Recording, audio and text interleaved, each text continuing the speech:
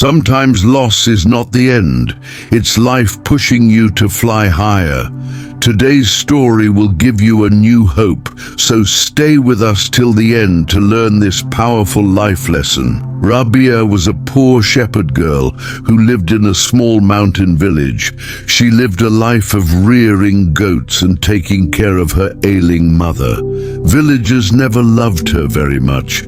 She could easily be gossiped at due to her silence and plain garments. But Rabia was a gentle lady, ever willing to assist the needy. One day, as she was taking her goats to the upper pastures, she came upon a horrible scene, a white wolf, which was very ill, lying on the stones. This was no ordinary wolf.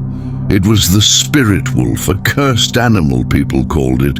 Its eyes could gaze at anyone and bring bad luck, and it was a kind of death to touch it. But the feet of Rabia could not be moved. Slowly, she approached. The wolf was feeble, but there was something naive in its eyes. Rabia whispered softly, "If God had brought me this day, then there must be a reason." She cut off a bit of her shawl to wrap up its wounds, brought it water, and spent days with it in spite of the fear of the villagers.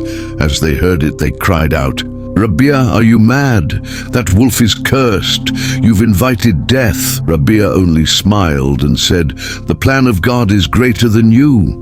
The fear. Weeks passed. On one afternoon, she was ambushed by a group of bandits when she was crossing a narrow mountain path. They grabbed her goats and pulled her down a dark cave. Rabia shuddered with terror. There was no means of getting away. No one was aware of her whereabouts.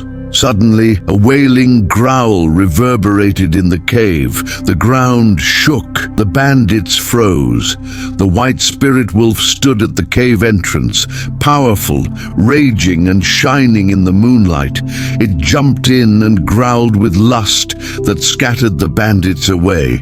Rabia stared in disbelief. The wolf approached her, and with very low head it said, "You cured me. Now I am here to save you." Rabia threw on the tears and her hand on its head. "People were afraid of you," she said, "but God put thee to be my custodian." Henceforth, the villagers did not mock her.